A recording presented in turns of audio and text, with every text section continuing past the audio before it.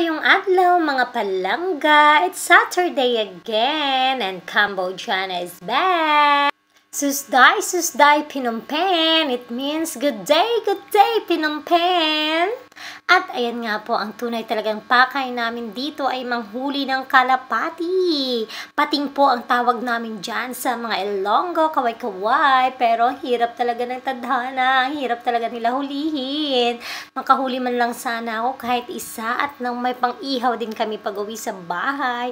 At ayan nga po mga palangga, ikot-ikot lang. Palipas oras lang ang aming ginagawa dahil nakaka-boring naman pag nasa bahay buong araw. At matapos po namin mag-ikot, nagpunta po kami sa kanilang wet market. Wet nga po, di ba basa? Ayan, tingnan nyo.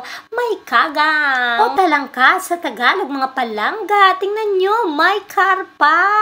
O di ba? Talaga namang nakakamanghang mag-ikot-ikot dito. And look, magandang flower. But it's not flower, but it's vegetables.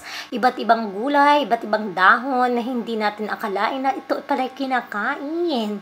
Mahilig sa gulay ang mga Cambodians or mga kamay, mga palangga. Kita nyo naman, pati makahiya walang ligtas. And wait, there's more mga palangga. Tingnan nyo, meron silang cute-cute na kuhol. Hindi ko alam kung anong tawag dyan. Agihis, santol, at duhat. Sadya nga namang hindi mo mamiss ang mga gulay sa Pilipinas dahil meron tayo dito niyan. Kita nyo naman mga palangga, walang pagkakaiba ang Pilipinas dito sa Cambodia. Parang nasa Pinas lang.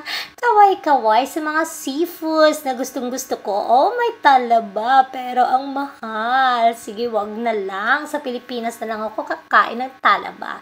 Fresh pa. At ayan nga po mga palangga, napagod ang inyong Cambodiana sa kakalibot. Tara, umuwi na at magpahinga. Bye-bye mga palangga. Hanggang sa muli.